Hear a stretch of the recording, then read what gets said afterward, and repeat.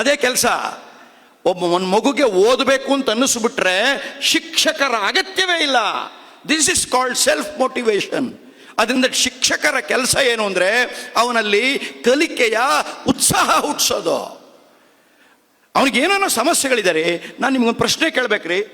ನಾನು ಒಂದು 25 ವರ್ಷದಿಂದ ದೊಡ್ಡವ್ರನ್ನ ಬಿಟ್ಟು ಮಕ್ಕಳ ಬಗ್ಗೆ ಜಾಸ್ತಿ ಬಂದ್ಬಿಟ್ಟೆ. ಸಾವಿರಾರು ಶಾಲೆಗಳಿಗೆ ಹೋಗೋದು, ಯಾವ ದೇಶಕ್ಕೆ ಹೋದ್ರು ಯಾವ ಊರಿಗೆ ಹೋದ್ರು ಕೂಡ ಅಲ್ಲೊಂದು ಶಾಲೆಗೆ ಹೋಗೋದು, ಸ್ಟಡಿ ಸ್ಕಿಲ್ಸ್ ಶುರು ಮಾಡಿಬಿಟ್ಟೆ. ಸರ್ಕಾರನೇ ನನಗೆ 2-3 ವರ್ಷ ಲಕ್ಷಾಂತರ ಮಕ್ಕಳಿಗೆ ಸ್ಟಡಿ ಸ್ಕಿಲ್ಸ್, ನನ್ನ 8 ಗಂಟೆ ನಂದೊಂದು ಟ್ರೈನಿಂಗ್ ಕೇಳಿಬಿಟ್ರೆ ಒಂದು ಮಗು 8ನೇ ಕ್ಲಾಸ್ ಮಗು 10ನೇ ಕ್ಲಾಸ್ ಮಗು ನಾಳೆಯಿಂದ 20 ಮಾರ್ಕ್ಸ್ ಜಾಸ್ತಿ ಬರ್ಕೊಡ್ತೀನಿ. ನಿನ್ನೆನೂ 50 ಜನಕ್ಕೆ ಮಾಡಿದೆ. ಅಂದರೆ ಯಾರು ಬೇಕಾದ್ರೂ ನಂದೇ ಸ್ಟೇಟ್ಮೆಂಟು, ದಡ್ಡ ವಿದ್ಯಾರ್ಥಿ ಅನ್ನೋನು ಹುಟ್ಟೇ ಇಲ್ಲ. A dull student is yet to born. ಯಾಕೆ ದಡ್ಡ ಅಂತೀರ ಅವನಿಗೆ? ಅವನು ಕಲಿಯಬಹುದಾದ ರೀತಿಯಲ್ಲಿ ನೀವು ಹೇಳಿಕೊಡುತ್ತಿಲ್ಲ. ಪ್ರಾಬ್ಲಮ್ ನಂದು, ಅವಂದಲ್ಲ. ಸೊ ನಾವು ಬದಲಾಗ. ನಿಮ್ಗೊಂದು ವಿಷಯ ಹೇಳಬೇಕು. ಈ 7, 8, 9, 10ನೇ ಕ್ಲಾಸಿನ ಸ್ಟೇಟ್ ಸಿಲೆಬಸ್ನವ್ರಿಗೆ NCERT ಸೈನ್ಸ್ ಮ್ಯಾಥ್ಸನ್ನೇ ಇಟ್ಟಿದ್ದಾರೆ.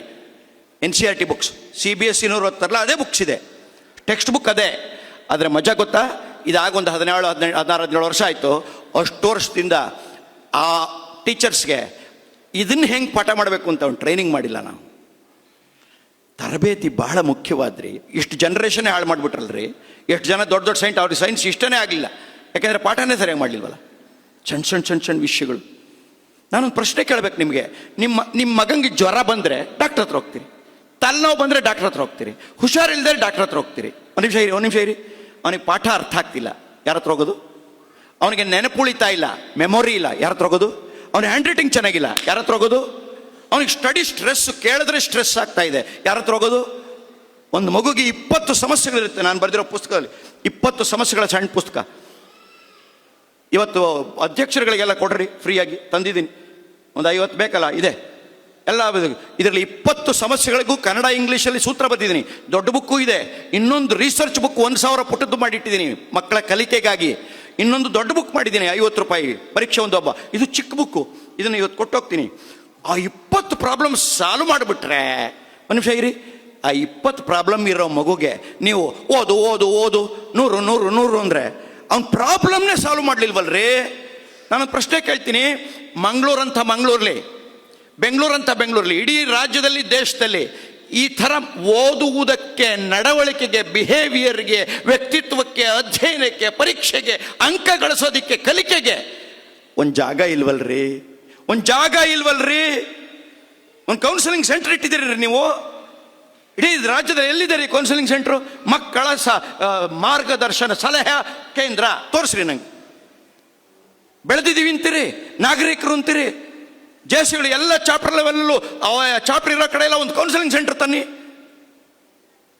ಮಗುಗೆ ಪ್ರಾಬ್ಲಮ್ ಇದ್ರೆ ಬಾಪ ನಾನು ಹೇಳ್ತೀನಿ. ಹೇಳಿದ್ವಾ? ನಾನು ಕಾದು ಈಗ ಹೋದ ವಾರ ಮೈಸೂರಿನಲ್ಲಿ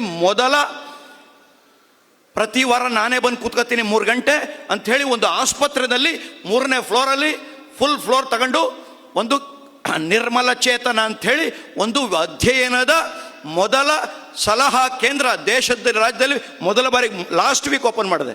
ಇಡೀ ರಾಜ್ಯದಲ್ಲಿ ಮಾಡಬೇಕು ಅಂತ ನನ್ನ ಆಸೆ. ನೋಡಿ, ಸಣ್ಣ ವಿಷಯಗಳು. ಮೋಟಿವೇಶನ್ ಇಲ್ಲ ಅಂತೀರಿ. 1400 ಜನ ಇರ್ಬೋದು ನಿಮ್ಮ ಝೋನಲ್ಲಿ. ನನ್ನ ಸಣ್ಣ ವಿಷಯ ರೀ, ಬೇಜಾರು ಮಾಡ್ಕೊಬೇಡಿ ಯಾರು ನನ್ನ ಮಾತುಗಳಿಗೆ. ಬೆಳಗ್ಗೆ 6 ಗಂಟೆಗೆ ಅವನ ಮೊಬೈಲ್ಗೆ 3 ನಿಮಿಷದ ವಿಡಿಯೋ. ನಮ್ಮ ರಾಜೇಂದ್ರ ಭಟ್ರು ಎಂಥ ಅದ್ಭುತ ಟ್ರೈನರು.